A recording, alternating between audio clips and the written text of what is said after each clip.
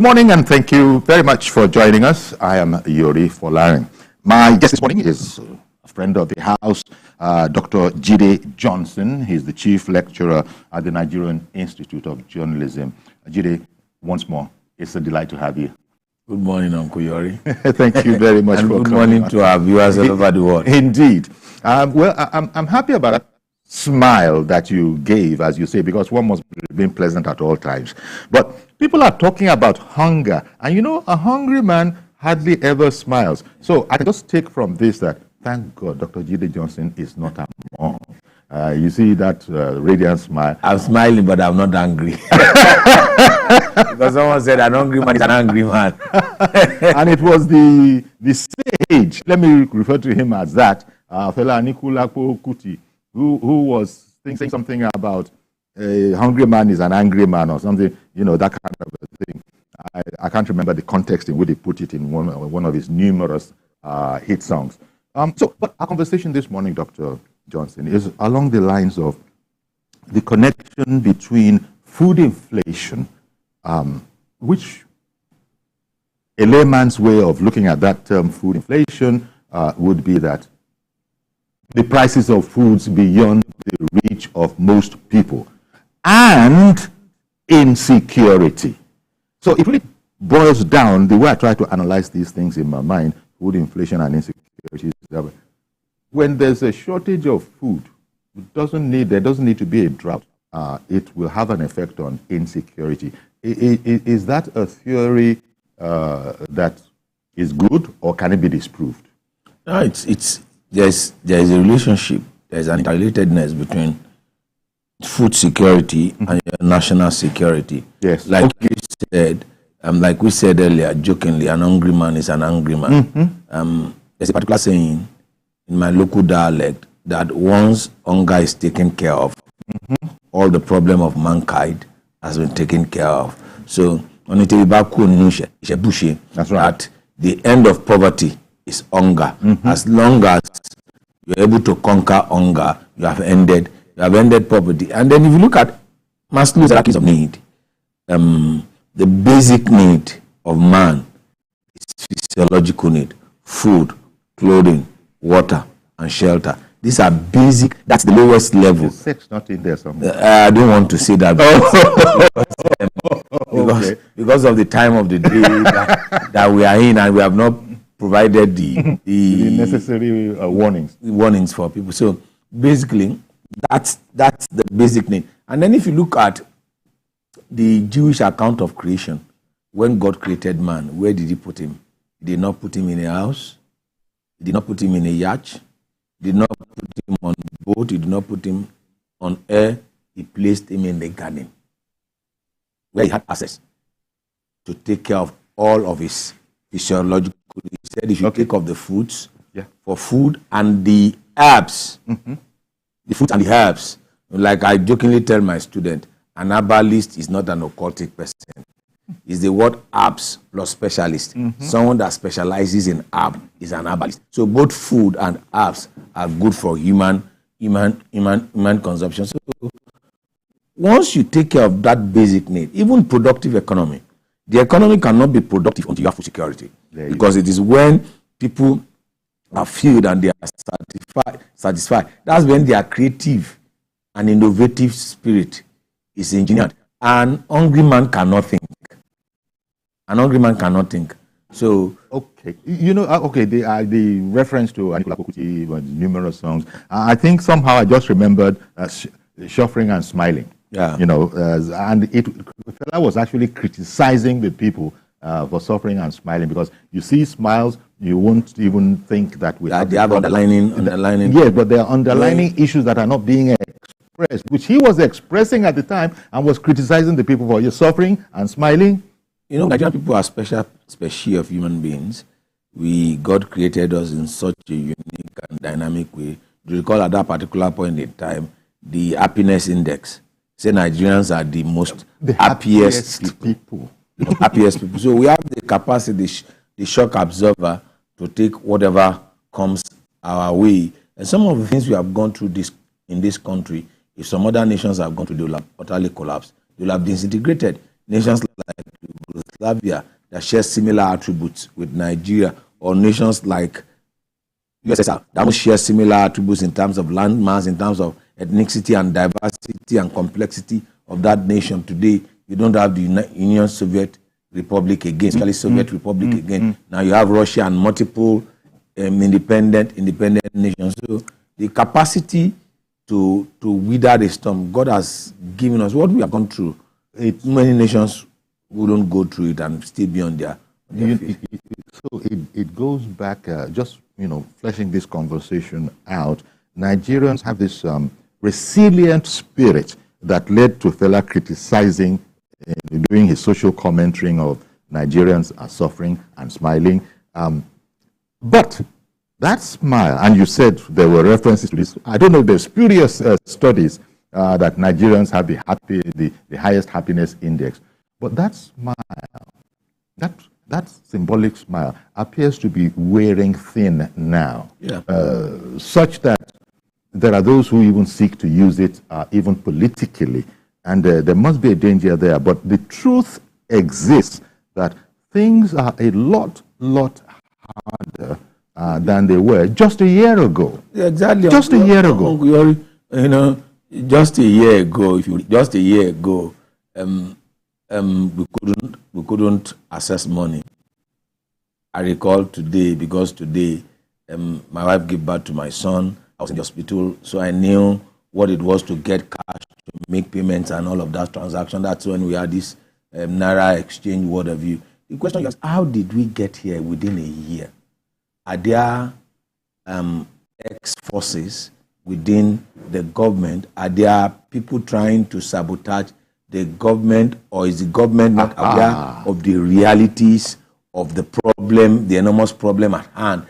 So these are the areas that we need to look at. Because and then look at the pictures, Doctor. Okay, they're taking the picture away. I was going to use the picture to say there are those who have said that, don't get it wrong, there is no shortage of food. So that's why we return to the inflation part of it. The foods that are available are priced beyond any kind of measure. Because when you have too much money pursuing few goods, basic economics 101 tells you that that's inflation. Do we have that problem too? Too much money? Too much money going after chasing few goods. Because the supplies are not released. Yes. You see that it took the minister to threaten the cement manufacturing company. Let me just go to even infrastructure. Yes. That we'll open up the border. Once we open up the border, it will crash the price of cement. And that's when the people making cement are to reason with the government. My take is that, how is it that within a year,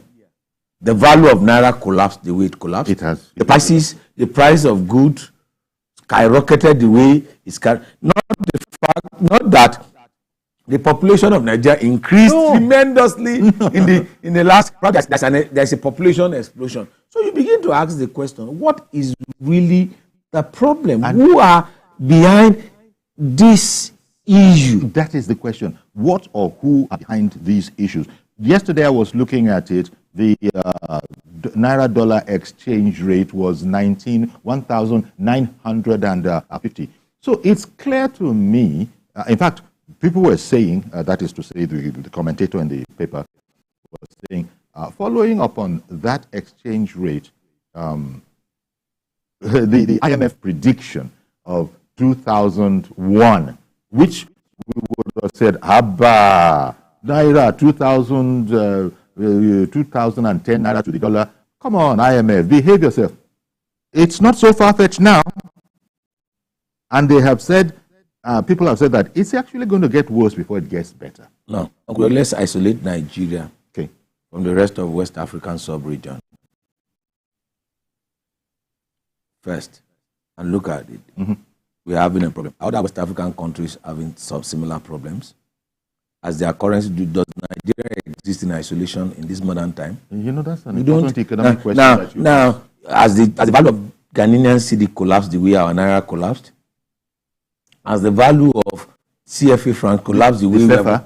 They are even saying that our brothers in Chad, in Niger, are actually taking advantage of this situation because suddenly their franc, the CFA, it gives them better value than the naira could ever give them. That's when you begin to think that there's more to There's it more that to meets this the than eye. meets the eye. Because Nigeria does not exist in isolation. Why is it that it is the naira all of a sudden, as if Nigeria exists in a different planet from other countries in Africa, from other countries in the world? It's only our own currency.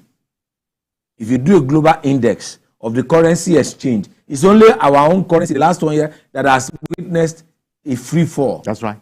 What's responsible? This is an internal problem.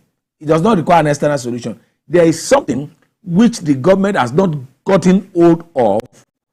There are forces, that's my opinion, I might be wrong, it's just my opinion, that there are forces that are sabotaging the efforts of government.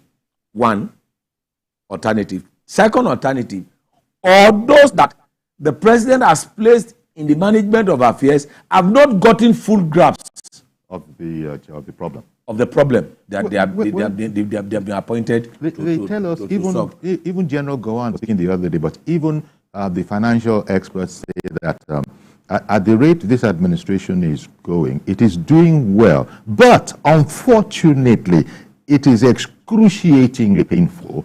But it's like they're saying that there is going to be a change, but it will take time. Hence, you hear begging for more time. And Nigerians are saying, well, most ordinary people are saying that you're telling me to squeeze to tighten my belt.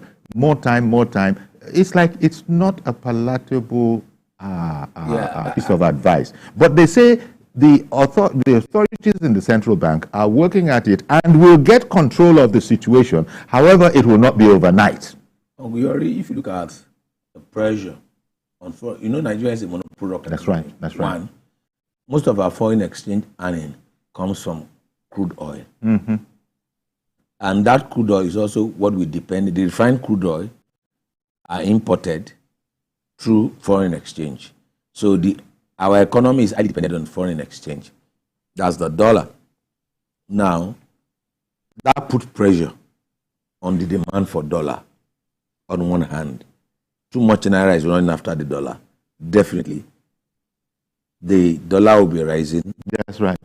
The value of the dollar will be rising compared to that of the naira. Why naira we engage? So we're throwing more naira after a single dollar. Exactly, because one, we get our foreign exchange earning from crude oil. Yeah. The one we consume locally, we import using that same foreign exchange that we have earned to import some of the products that we require. That creates a problem. And the foreign reserve. Yeah. The foreign reserve, it has gone down, they say, about 6% from last year. And that's what the central bank can use to defend the naira. And don't forget that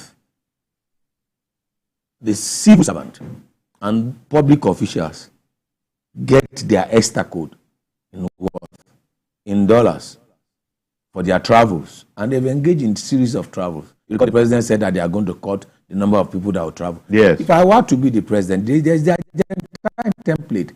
You look at what has worked in other. What did President Milley do in Argentina? One, he cut the ministries by half, reduced the budget of each ministry by half, and for the first time in a decade, Argentina has a balanced budget. Look, if you want to travel as a government official, you get the exchange rate at the worth. At the official value, because it's an intergovernment. That's right. That's right. So if you look at the pressure government travel puts on our foreign exchange, I don't have the figure. Those in the financial sector we have. And right now, so there's a whole crowd that travels around with the president. There are things that we need to do. These are the things that government need to do that gives the people confidence. Government is based on perception. Perception is stronger than reality. And how do you manage perception? By shaping reality, projecting what you are doing for people to have an understanding. That takes me to another area. Those managing the information for this government are not doing enough. That's my view. Look, government has appointed people into offices to be the surrogates.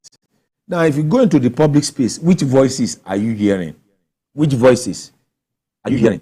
Who is speaking on behalf of the government? Who is explaining the position of the government? Earlier today, I did a newspaper review, and I said, look, there was this statement by the Senate President that the federal government released 30 billion naira for each of the state government, which the Oyo state government said, no, he has not received it. I said, what government needs to do is to be transparent. Transparency is the accountability. We have released also, there is no secrecy. We have released also amount of money for the state government to combat food insecurity. This also amount we go to. But you'll be hearing it in muffled tones, like rumors and what have you, with government not coming out to explain. This is public money. This is public policy.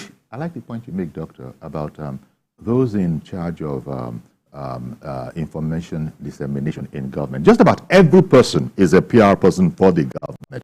But there are specialists, the Ministry of Information in particular.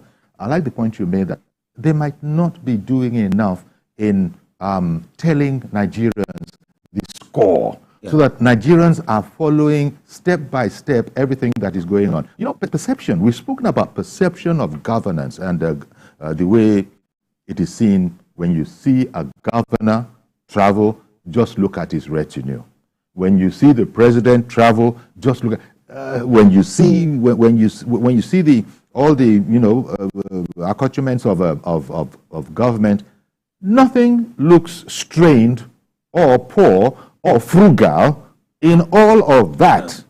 That's what I'm saying. And it's part of the psychological profile that the government is no doubt inadvertently putting out, that, well, it's not too bad with some, even though we hear from President Tinubu who says, I feel your pain. But you see, some of the actions are not indicating that, and then you get these groups forming themselves in the polity and saying that we be power, we are hungry, and then all sorts of people joining in on that. Whereas hungry in governance, in democracy, the opposition have their voices. Yes. The government must have its say. Yes. As what is government saying? This is the battle of public opinion. It is. Whose narrative is being pushed in the public domain? Exactly. Who are the surrogates of the government? If you have been appointed as minister, you're a surrogate. Really? To the government. Who are those that are coming out to speak that, okay, this is what we have done in this particular sector? Yes. Let me talk about the finance sector. This is what we have done in the transport sector. This is what we have done in the food and agriculture sector. Have you even seen the Minister of Agriculture or what have you from that ministry coming out to project what government is doing, to be a what government has done, what government has put in place, what measures they have taken to address the... Look, every one of us is hungry. It's a fact. There's no denying that fact. Yeah, but we get this knowledge from... we begin to adduce reasons for this among ourselves, as opposed to government with agent surrogates haven't explained it. Exactly. Sorry, I don't have to reason with you if you don't explain to me. That's the point. I don't have to think for you. Do government expect people to think for them? Whereas government needs to shape the thinking of people, set the agenda, and project what government is doing. Look, it took that Senate discussion for us to know that 30 billion. You know, it took, I didn't know who released that statement. Okay, we discussed it one time. You know, the 100 million for the House of Rep members and the 200 million. It was not open, it was not transparent until we begin to have muff tones and ush tones and rumors. Government is for the people and by the people and with the people. That's the beauty of democracy. It's not shrouded in secrecy. Anything that is done in government is for the people. The public has the right to know. If you don't tell them, then you leave the space open for the opposition to play politics. And if I'm in the opposition, I won't pray for government to succeed. Even if government is succeeding, I've said government is not. They are not doing enough. That's the work of the opposition. And unfortunately, because they see that they have a clear field, there are some untruths that enter into the admittedly unprofessional information dissemination that is going on. You and I are contesting for something. Of course. If you and I contest, whatever, all is fair. In love and war. Yeah, in war, all is fair. Whatever tactics I can use to win the war, whatever tactics. That's why you were indicating that government needs to be ahead of the curve. Exactly. Tell us what you are doing. Let people know this is what government is doing. For me, I still can't wrap my head around it that within 1 year, Naira collapsed totally. Really? Within 1 year. Now, you see, I engage in some purchases. You go and somebody that is selling basic food will tell you the value of dollar. What has dollar got to do? No, what has dollar got to do with foodstuff? And then you go to the market to purchase items. You've gone to do your market survey, and then the person will wait for you to call and make a call and ask what's the exchange rate. Yes. And he will now use the exchange rate. Yes. So is it that what he has in store that he's selling to you, did he purchase that based on current prices? So this is where insecurity begins to come in, not necessarily from the enemies of state exclusively, but even law-abiding citizens who don't understand the issue. They can become dangerous in their thinking, their perception, and this also adds to the insecurity in the land. Uncle Yori, the only way to take care of the mob, the principle of Rome is to entertain them and feed them. That's how you control the mob. And that's how the Colosseum was created. And then you bring gladiators, and then you entertain the Roman mob. You see, the only way to have the support of the people, because in democracy is not control, it's about support. Yeah. It's about meeting their basic need. And the basic demand is food. How come God has blessed Nigeria with arable land? You travel the length and breadth of this country, and then you wonder, are we not producing the yams? Are we not producing the maize? Are we not? But people are quick to cite insecurity from insurgents and bandits and all of that. I agree to a certain extent it affects the output. But what measures do we put in place to ensure that most of it are not exported? Because you don't leave everything. You don't leave everything. Dr. Johnson, you just remember the cooking gas issue. Yeah. That was said that the reason why the price of cooking gas has gone up is because a lot of it has been exported. Yeah. No nation lives because food security is national security. Every nation. As you were making this point, I was reminded of a news report 2 days ago or so of food trucks being intercepted in the north. In the north. Being taken to Niger and Chad. You've been taken to Niger, Chad, and all of those places. Food, and yet Nigeria has a food shortage. I guess that's the best way to put it. Because and then some of these farmers got fertilizer from government. That's right, to help. They got support from government in order to provide food security. Because if people are not fed, you could have mob on the street. So this goes back to the mention you made of those who are working against this government. Exactly. Because, there are agencies of government to curb that. There are agencies of government to address that. How well are they doing? How well are they doing their responsibility? Look, what we produce in Nigeria, all you need to do is to go to My 12 and you go to, I remember this mark, Ilepo, and see how some foodstuff got rotten. Wastages. We have enough to feed ourselves, but everything has been subjected to the market force. There is no society that leaves everything, particularly food security, to the market forces alone. That's why you have government intervention in this particular area. Look, every nation that has developed, the first thing they conquer is hunger. So the hunger. The cheapest thing you can see is look at food that people can't afford. Yam, the price of yam has gone up, and it is at these markets that Nigerians will hear the latest exchange rate for the naira. You had said, what does that have to do with this? Exactly. For the latest exchange rate that we used to sell this. That they will now. And then what's the lifespan? What's the lifespan of this food produce? So, a lot of these we get rotten because we don't have good storage facility to preserve the food. And I think that government moving forward, because we must not find ourselves in this situation. Government must look towards building silos, towards building storage facilities. Government must look forward to when there are harvests. Government, there are. You said there's strategic reserve. Yes, of grains. Although I don't know if humans are consuming those grains. Isn't it for animals, feed, and agriculture? So strategic reserve of grains. Uncle Yori, I grew up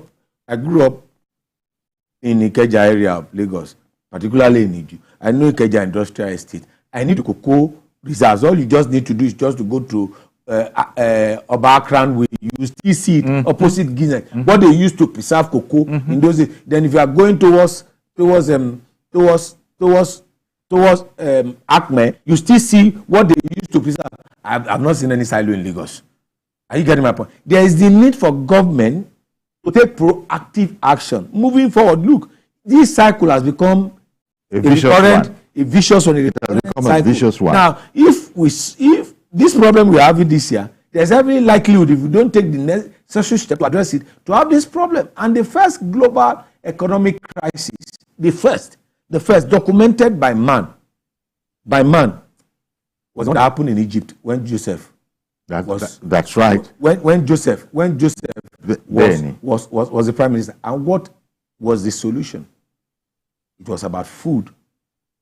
Egypt had control over food production and distribution. As a result of that, Egypt was the center of civilization. And what did they do? It's very simple. I've shared it with my students. I said, if I'm appointed Minister of Economic Planning, is that template I'm going to read? Really? They built silos. They build new cities. They appointed officials. They build new roads. They stored up the lean years. The template is there. That's what brought about the structure of civil service. If you read it, Joseph was a prime minister. And then he said, you appoint captains of 50, captains of 70, captains of new cities, new roads, new carriages, and the rest of it. It is what brought about modern day government. Although one would not go as far as saying that those in charge now don't have a clue, because we have been warned that when you consider the damage that the Buhari administration did to just about everything, even though Tinubu has always said that he's not even going to go there, he doesn't want to talk about that. I begged for this job, don't feel sorry for me. But it's a heck of a job he has on his hands, because it has to undo a lot of damage that was done in terms of these developmental processes that was either done or not done, and then continue from there. So I think it should just be mentioned that experts have also said that all of this thing you are seeing, it was known that it was going to be this bad. It was known. Beyond the political. Because of what the Tinubu administration inherited from the Buhari administration. Uncle Yori, we sat here during the election. We are on the eve of the election. You know, the election is 1 year today. Okay. This is the eve of the election. By Sunday it will be 1 year. On 25th of February, we had the presidential election. We said that whoever wins the election is coming to inherit a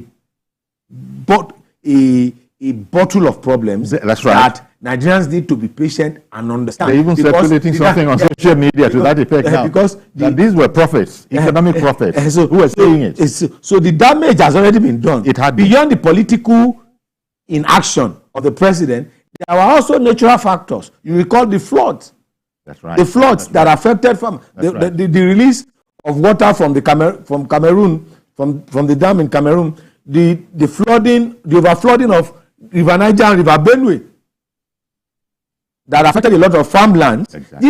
These were things that anyone, it's just that it's for those in government to come out and explain to Nigerians, for them to see the thing is that there's no magic word to solve this problem. We just have to be patient. And then what are the things that we are doing to make things right? We on our own path, which is important. We on our own path, we are also making sacrifices. Indeed. That's the way you manage perception. That's the way you control perception. If you don't, you children do what we do. No, beyond the saying, there must be a doing. Indeed. We'll take a break now, because this administration, quite frankly, had nowhere else to go. It seems to us that, look, the Tinubu administration bit the bullet. Although he has received criticism, a very vociferous, very intense criticism, but there was nowhere else to go. If only what Tinubu did at the beginning of his administration had been done by Buhari 8-9 years ago, it would have been different now. At the top. It would have been different now. Uncle Yori is only at the top. It is. It is. Okay, before I go on that break, Mr. George, good morning to you. Good morning, Uncle Yori. Good morning. And good morning to Dr. Johnson again this morning. Uncle George, good morning. Uncle Yori, no one needs to tell Mr. President that there are very many people or strong forces in Nigeria who don't want him to succeed. Judging by what we saw before his election, the election itself, and the judiciary trials about the challenging his election. Mm-hmm. Looking at those scenarios, nobody needs to tell Mr. President that there are people who are, the only thing they know how to do every day when they wake up is to think of how to bring down this country. But what I expect him to do is, in this recognition, to be hard enough in his dealings with affairs of the country. The rate of the naira, the rate of exchange of the naira is fake. If you look critically into I've talked to several economists, the actual value of the naira today is between 700 to 800 naira. All other artificial... Not the 1,900 and something that we are hearing. At all. What is happening is the banks, these bank executives are in collaboration with these strong forces who want to bring down the government. The other time, the CBN governor told us that $5 billion were being, hoarded by the banks. I am still reliably informed that there is still another $7 billion that they are holding. Who are these people? The CBN governor needs to go hard on these people, remove many of these MDs. He knows them. I can tell Uncle Yori, he knows these people. Why is the government so lenient about people who are bringing down the country? All right. It is not necessary to be tampering at the detriment of the majority. So we need, the first thing the government needs to do is to make sure that people who do not want this country to grow, they take the law. And once that is done, others who would want to do similar things, we know that if you fail or if you are caught, it's no longer business as usual. Free. Thank you very much, Mr. George. I got to go on that break now, but I just wanted to include your call. Thank you very much for calling in. We'll be right back. Please stay with us.